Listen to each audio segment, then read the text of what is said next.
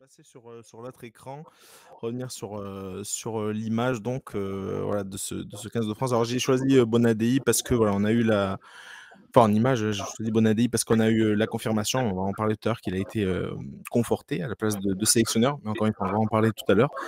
D'abord sur le match, donc voilà, pour ceux qui n'ont pas suivi ou bref ou autre, même si encore une fois l'audience était plutôt très bonne. Voilà, les Bleus ont fait une belle audience hier sur TF1. Mais voilà, ce que je voulais dire, c'est que pour ceux qui n'auraient pas suivi, l'équipe de France donc, est éliminée de cet Euro 2025 par l'Allemagne. Donc encore une fois, hein, les Allemandes. En quart de finale, donc voilà, ne goûteront même pas aux demi-finales après être passé. En fait, c'est ça qui est le plus éliminé au tir au but, pardon. Mais en fait, il y a deux choses qui sont assez, et encore une fois, on va pouvoir en parler là. Mais il y a deux choses qui sont assez dures à avaler, entre guillemets. La première, c'est que en fait, tu passes la phase de poule en dominant ton sujet, mais largement comme peut-être tu l'as jamais fait auparavant. C'est-à-dire que tu bats l'Angleterre, qui est l'une des favorites, net, enfin vraiment net. Tu bats le pays de Galles facile. Tu bats les Pays-Bas pareil, presque facile. Alors oui, la première mi-temps est compliquée, mais ça passe. Et franchement, tu as une attaque de feu. Et en fait, tu t'arrives et tu butes contre l'Allemagne. Terrible, terrible, C'est terrible. ça. Et puis surtout, tu joues 80 minutes du match à 10 contre 11.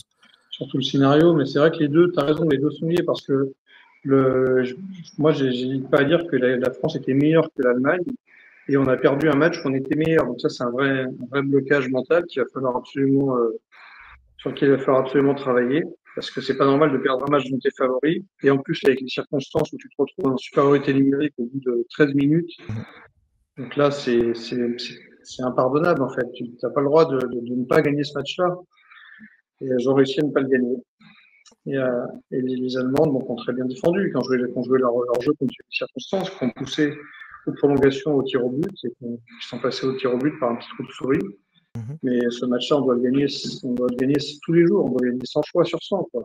C'est ça. Pour revenir un petit peu sur le scénario du match, donc tu l'as dit, il y a ce penalty transformé pour Grace Guillaume qui débouche aussi sur voilà, qui vient aussi de cette faute de l'Allemande qui prend carton rouge, de la défenseuse allemande qui prend carton rouge. Et donc voilà, la France se retrouve en supériorité numérique tout le match. Il y a deux buts, enfin il y a un but refusé d'abord pour hors-jeu, je crois que c'est Cascarino, sur une très belle action collective pour le coup, Ouais, mais il faut revenir sur une pointe, un hors-jeu ouais, trop comme ça. Bon, bien sûr. ça relance le débat sur la VAR, mais bon, il y a hors-jeu, il y a hors-jeu. C'est ça, ouais, c'est très binaire, hein, mais pour le coup, c'est comme ça. Et ensuite, bah, pareil, l'Allemagne arrive à égaliser sur un corner. Enfin bref, une défense, enfin une position défensive tellement mal organisée. Enfin, c'était horrible. Tu laisses l'Allemande toute seule au premier poteau et bah, en fait, ça pardonne pas. Elle met sa tête juste en dessous de la barre. Perrot-Maignan est battu. Il y a un Ensuite, autre elles ont but. été penalty. Comment? Ensuite, les deuxième but refusé. Je sais plus si c'est d'abord le deuxième but refusé aux Françaises ou d'abord le penalty aux Allemandes. Je crois que c'est d'abord le but, enfin d'abord le penalty arrêté par Perrot-Maignan, je crois. Je crois que là on était ouais, il me Deuxième semble que c'était mi-temps. ça, mais bon, bref, ça change pas grand-chose. En gros, il y a un penalty Ouais. arrêté par Perrot-Maignan, puis du coup un but encore une fois refusé. Je crois que Refusé sur c'était pour le doublé de Gueye, et voilà, but sur. hors jeu de position de Lacrar. C'est vrai que c'est, alors, c'est des hors-jeux, c'est vrai, mais c'est des hors-jeux vraiment limite. Mhm, Agaçant, sans la VAR, c'est jamais sifflé hors-jeu. Bon, c'est pas grave, ça c'est les règles, il faut jouer avec les règles. c'est ça. Par contre, si tu es capable de mettre deux buts limite, tu es capable d'en mettre un qui ne soit pas du tout hors-jeu puis de gagner ce match tranquillement. Mhm, Surtout après cet enchaînement de scénarios où à la fois tu es en supériorité numérique, ça c'est un énorme atout, tu mènes au score grâce au pénalty initial, puis tu arrêtes un penalty quand les Allemandes, par miracle, ont l'occasion de passer devant, tu arrêtes ce penalty. Donc c'est vraiment une succession d'événements favorables à l'équipe de France. Et malgré cette succession d'événements favorables, tu saisis pas ta chance, te laisses traîner jusqu'aux prolongations et jusqu'au tir au but et tu sors par les tirs au but. Et même à l'intérieur de la séance de tir au but, pareil, on revient du diable vauvert à égalité C'est clair. à Non, l'avant-dernier tir. Donc, bon, c'est- bref, non, énormément de frustration ce match de A à ouais, Z. le match était fou. Pour le coup, le match était fou. Le scénario était fou. Par contre, on va revenir sur quelque chose qui, pour le coup, m'a bien ennuyé entre guillemets, on va dire ça comme ça. Et du coup, j'avais envie de parler avec toi. Il y a eu un manque de créativité criant, franchement. Un impact collectif donc français qui était malgré cette domination territoriale, pardon, les passes étaient trop lentes. Il n'y avait pas vraiment de plan B parce qu'en fait, tu avais l'impression que tu avais un plan A pour une équipe d'Allemagne qui jouait son jeu, et c'est-à-dire voilà, c'était un match un peu équilibré, à toi, à moi, enfin bref, avec des temps forts, des temps faibles de chaque côté. Et finalement, l'Allemagne se retrouve à 10.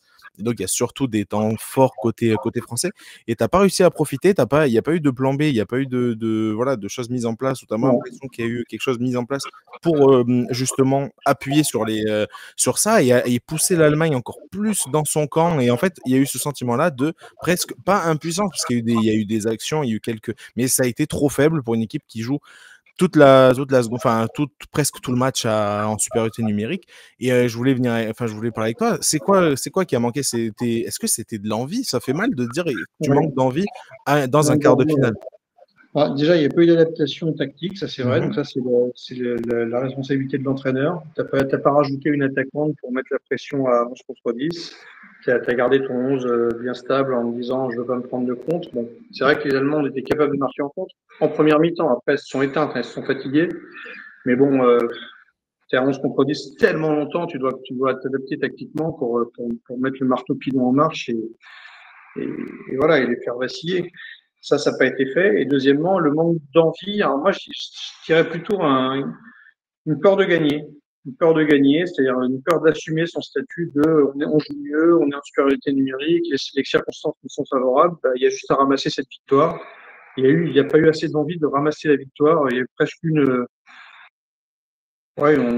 culpabilité à se retrouver dans cette situation trop favorable, peut-être même. Enfin, il y a quelque chose qui m'a dérangé. Il n'y a pas assez d'envie de gagner, ouais, pas assez d'envie de tuer ce match, quoi. Voilà. Il y a un côté pas assez tueur dans l'état d'esprit des Françaises. Pas C'est assez clair, ça. tueuse, tout coup. On va féminiser les adjectifs. Non, c'est sûr. Mais ok, très bien. Et juste par exemple par rapport au fait, on l'avait dit, il y a eu une page un petit peu tournée, il y a eu ces traumatismes aussi mis derrière, hein. Il y a eu beaucoup d'éliminations qu'on n'avait pas envie de voir, ou en tout cas où la France était largement favorite, un peu comme Ouais, hier, mais un peu comme hier, mais il y a eu une page un peu tournée. C'est quoi? Est-ce que c'était pas suffisant? Est-ce que pour le coup ça va un peu plus loin que ça? non, mais là, on jouait vraiment bien. Donc le niveau sportif, il est atteint. On a une meilleure équipe que l'Allemagne. On aurait peut-être eu plus de difficultés contre l'Espagne si on était passé. L'Espagne, c'est peut-être un plus gros morceau pour l'équipe de France, mais l'Allemagne, on était meilleur que l'Allemagne techniquement. Enfin, pour moi, ça crevait l'écran. Donc ça, c'est une première étape de franchie, d'avoir atteint le niveau technique pour battre n'importe qui. Maintenant, il faut le niveau mental et l'efficacité pour concrétiser cette domination en victoire. Malheureusement, là, le bilan, c'est encore un échec de plus dans la longue histoire de l'équipe de France féminine et on n'a toujours pas cette victoire marquante qui va permettre à l'équipe de France et au football féminin en général de prendre un tournant et prendre son envol véritablement. Et ça, c'est dommage parce que derrière, il y a des enjeux énormes en termes de pratique, du nombre de licenciés féminines, de développement du foot féminin à tous les échelons. C'est encore un rendez-vous manqué de ce point de vue-là. Après, bien d'autres. C'est ça. C'est ça qui fait mal. J'avais envie, pareil, juste pour réagir un petit peu à ce qui a été dit sur le match. Après, on en reviendra à Bonadei, justement, et cette décision. C'est qu'il a été conforté, hein, il était déjà sous contrat, etc. Pas de souci. Mais par exemple, Aulas, qui est encore une fois l'un des architectes, en tout cas du foot féminin français de ces 10 dernières années, je pense, 10 dernières années, a parlé d'un vrai échec et d'un manque d'humilité. Qu'est-ce qu'il veut dire par là, à ton avis, David, quand il parle de manque d'humilité? Je pense que ce sont ces mots à lui pour retranscrire ce sentiment qu'on a eu alors, ouais, manque d'humilité, je suis pas tout à fait d'accord, mais en tout cas, manque d'envie de tuer le match, ouais, considérer que finalement c'était peut-être fait à la 13e minute et puis pas donner pas mettre tous les efforts, pas avoir pas être morte de faim au point de mettre tous les efforts pour être certain de gagner ce match, de franchir ce tour et de faire très très mal à cette équipe d'Allemagne qui était obligée de défendre à 10, quoi. OK. Donc, Moi, je vais humilité, je sais pas, mais en tout cas, manque de hargne, ça c'est sûr. ce que je vais en gros, voilà, ce qu'il dit comme ça, moi je reprends la bref, les loratimes exacts.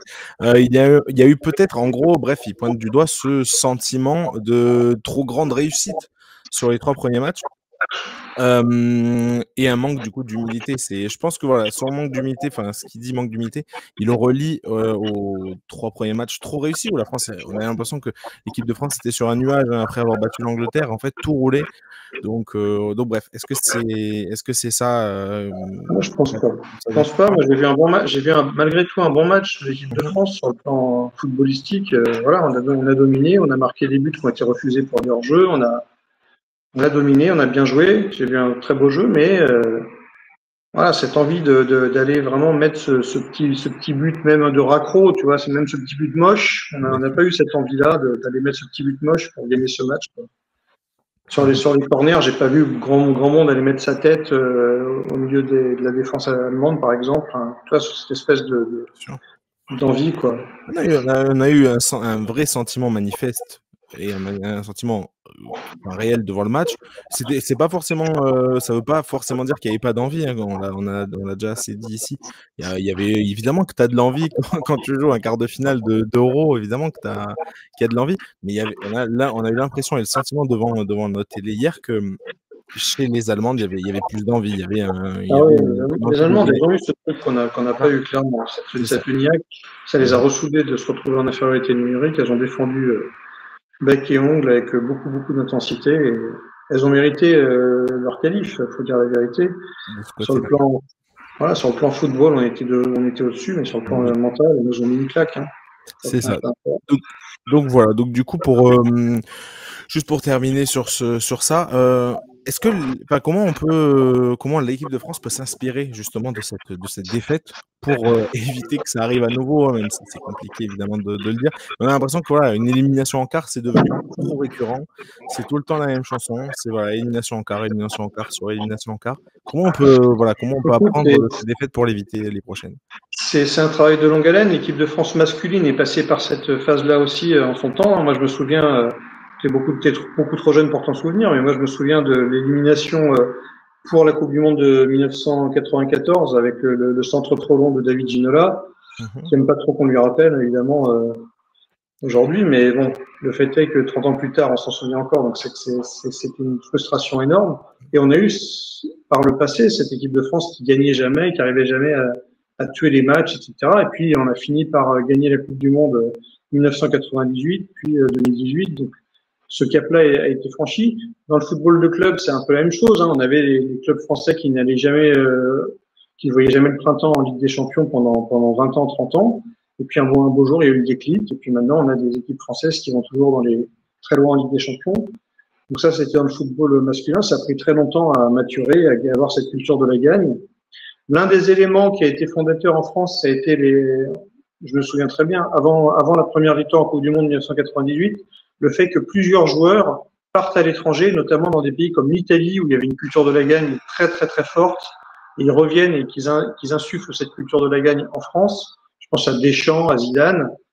Ces mecs-là qui ont été du coup expérimenter cette culture de la gagne ailleurs. Mmh. Peut-être que ça en passera par là pour l'équipe de France féminine. Peut-être que aller jouer aux États-Unis, aller jouer en Angleterre, en Espagne, peut-être apportera une mentalité différente à certaines joueuses qui viendront insuffler en équipe de France. Ça peut peut-être être un chemin. Très Puis bien. le travail psychologique, après, bon, tout ça, c'est de longue haleine. Hein, ça va pas se faire du jour au lendemain. Mais Non, c'est sûr. Mais par contre, bon, ce travail sera, fait, en tout cas sur les prochaines années avec, Bonadei toujours, en poste puisque voilà, ils l'ont dit, ça a été enfin, il a été conforté par, Philippe Diallo, donc le président de la FFF, donc voilà, qui dit qu'après les JO, donc ils ont fait confiance à Laurent Bonadei, et jusqu'à la coupe du monde de 2027, à voir, hein, donc ça voilà, ça laisse 2 ans, au coach pour travailler, mais en gros, voilà, le constat est réel et ça, pour le coup, on va juste le rappeler ici. Il y a eu cette première partie, enfin cette phase de groupe de l'Euro qui était incroyable. Il y a eu aussi 11 victoires consécutives, Bien sûr. enfin voilà, juste avant l'Euro, donc c'était en Ligue des Nations, etc. Donc voilà, il y a énormément de choses positives à retenir de ces derniers mois de l'équipe de France, notamment de l'équipe de France sous Laurent Bonadei.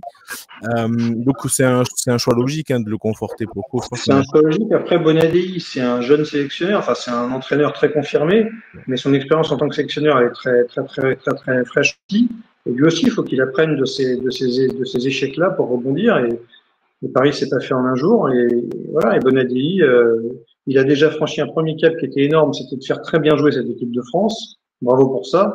Et maintenant, bah, l'étape suivante, c'est convertir cette qualité de jeu en victoire. C'est un autre métier, c'est une autre phase c'est une autre phase de travail qu'il faut réussir à franchir. Pour lui aussi, il y a du pain sur la planche, mais je pense qu'il va beaucoup se remettre en question et qu'il est en train de cogiter énormément au moment où on se parle. L'ami Bonadei, là, il n'a pas dû dormir super bien samedi soir et dimanche soir. Ah non, ça c'est sûr. Je pense que ouais, je pense il doit s'en vouloir pour certains choix, pour certaines décisions. C'est clair. En tout cas, voilà, les deux prochaines confrontations de cette équipe de France, c'est justement de retrouver l'Allemagne. Bon, ce sera en octobre. Ligue des Nations, ouais. En Ligue des Nations, voilà, il y a une double confrontation en demi-finale, en fait, demi-finale de Ligue des Nations, voilà, France-Allemagne. Donc voilà, donc ce sera intéressant de voir comment. On dit souvent que la Ligue des Nations, voilà, c'est des matchs amicaux déguisés, ça peut-être, mais ce sera très intéressant de voir comment tu réagis parce que voilà, tu es face à l'équipe qui t'a éliminé, etc. Donc bref, on a beaucoup parlé de mental ici. Voilà, si elles sauront réagir. Donc voilà, Ouais. rendez-vous fin novembre, fin octobre pour